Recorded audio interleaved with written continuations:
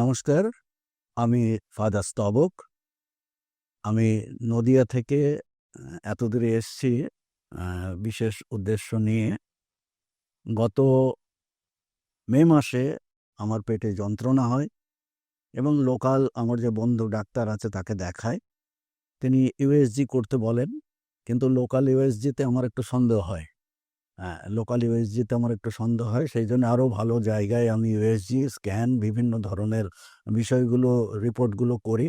তখন দেখা গেল যে এটা অন্য ডাক্তার দেখানোর পরে এরা বলল যে এটা স্টোন নয়, এটা অন্য কিছু হতে পারে। আমাদের ধারণা হচ্ছে যে এটা টিউমার হতে পারে। তারপর আরও দু এক জায়গায় ডাক্তারের সাথে পরামর্শ করলাম, দেখলাম। অবশেষে আমি RN ট্যাগরে আসলাম আমার এক ফাদারের সহযোগিতায়। তিনি নিয়ে আসলেন আমাকে।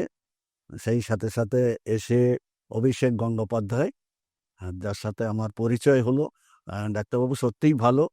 ডাক্তারবাবু একদম নিজের মনে করে, একদম বন্ধুত্বের মনে করে উনি আমার চিকিৎসা শুরু করলেন, সমস্ত রিপোর্ট করলেন এবং গত মাসের 13 তারিখে আমার অপারেশন হয় এবং প্রায় 40টা মতো ক্লিপ, স্টিলের ক্লিপ লাগানো হয়। সুন্দরভাবে তিনি অপারেশন করেছেন এবং আজকে আরেকবার দেখানোর তারিখ ছিল। আমি আসলাম, সমস্ত কিছু ক্লিপগুলো খুলে দেওয়া হলো এবং আপাতত আমি অনেকটা ভালো আছি, সুস্থ আছি। হসপিটালের পরিষেবায় আমি সত্যিই খুশি। আপাতত ভালো আছি। স্যার বলেছেন মাঝে মাঝে যোগাযোগটা রাখতে, যাতে করে আমি আরও তাড়াতাড়ি আরও সুস্থ হতে পারি এবং এই হসপিটালের সকলকে আমার পক্ষ থেকে আমি শুভেচ্ছা জানাই, কৃতজ্ঞতা জানাই। বিশেষ করে স্যার অভিষেক এবং তার সহযোগী দলকে আমার আন্তরিক শ্রদ্ধা, শুভেচ্ছা, অভিনন্দন জানাই। সেই সাথে সাথে সকলের জন্য, যাতে এখানে যারা ভর্তি আছে তারাও যেন তাড়াতাড়ি বাড়ি ফিরতে পারে সুন্দরভাবে, সেই কামনা করি। ধন্যবাদ সকলকে। নমস্কার, আমি doctor Abhishek Gangopadhyay, GI surgical oncologist, RN Tagore hospital, Mukundapur. Gall bladder cancer আমাদের এই ইস্টার্ন ইন্ডিয়ায় একটা খুব কমন ক্যান্সার এবং মোস্ট অফ দ্য ক্ষেত্রে সেটা খুব অ্যাডভান্স স্টেজে ধরা পড়ে।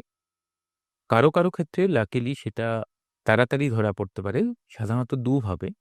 তার মধ্যে একটাকে আমরা বলি ইনসিডেন্টাল ডিটেকশন, যেটা গল ব্লাডার মানে কোলেসিস্টেক্টমি বা গলস্টোন অপারেশনের পরে হয়। আরেকটা হয় যে ওই ভালো রেডিওলজিস্ট বা ভালো কোনো ডাক্তার যারা জিনিসটা সন্দেহ করছেন যে হয়তো ছোট একটা ক্যান্সার হয়েছে, তখনই তারা কোনো ক্যান্সার সেন্টারে রেফার করছে।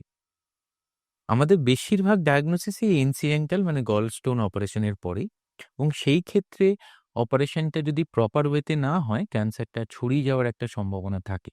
সেই জন্য যখনই কোনো গলব্লাডার ক্যান্সার সন্দেহ হচ্ছে, আলট্রাসোনোগ্রাফিতে দরকার হলে একটা সিটি স্ক্যান করানো এবং সেই পেশেন্টকে একটা প্রপার ক্যান্সার সেন্টারে পাঠানো ভীষণ গুরুত্বপূর্ণ। কারণ ক্যান্সার ওরিয়েন্টেশন যে সার্জারি বা র্যাডিক্যাল কোলেসিস্টেক্টমি, সেটা করলে পরে আর্লি গলব্লাডার ক্যান্সার কিন্তু পুরোপুরি কিওর হওয়া সম্ভব এবং with the help of other therapies like chemotherapy পেশেন্টের একটা লং টার্ম সার্ভাইভাল পসিবল। কিন্তু গলব্লাডার ক্যান্সার একবার অ্যাডভান্স হয়ে গেলে বা গলব্লাডার বের করার সময় টিউমারটা রাপচার হয়ে গেলে, ছড়িয়ে গেলে পেটের ভেতরে, সেটা রেজাল্ট খুবই খারাপ। তখন খুব তাড়াতাড়ি ক্যান্সারটা ছড়িয়ে যায় এবং পেশেন্টকে কিওর করা সম্ভব হয় না। তাই যখনই কোনো গলব্লাডার স্টোন ধরা পড়ছে, তার সাথে কিছু অ্যাবনর্মাল ফাইন্ডিং ইউএসজিতে আছে, যেমন অ্যাসিমেট্রিক্যাল ওয়াল থিকেনিং, গলব্লাডার ওয়ালটা মোটা হয়ে আছে বা ছোট একটা সেখানে মাস মতো দেখা যাচ্ছে, সাথে সাথে কোনো ক্যান্সারের ডাক্তারবাবুর সাথে পরামর্শ করুন, কোনো অনকোলজি সেন্টারে রিপোর্ট করুন এবং সঠিক পথে আপনার অপারেশনটা যাতে এক স্টেপে হয়ে যায় সেটার চেষ্টা করুন।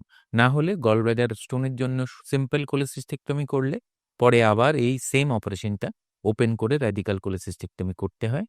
তাই যখনই ইউএসজি বা সিটি স্ক্যানে গলব্লাডার স্টোনের সাথে কোনো রকম সন্দেহজনক ওয়াল থিকেনিং বা টিউমারের সন্দেহ থাকবে, অবশ্যই অপারেশনে যাওয়ার আগে অনকোলজিস্ট বা অঙ্কোসার্জনের পরামর্শ নিন।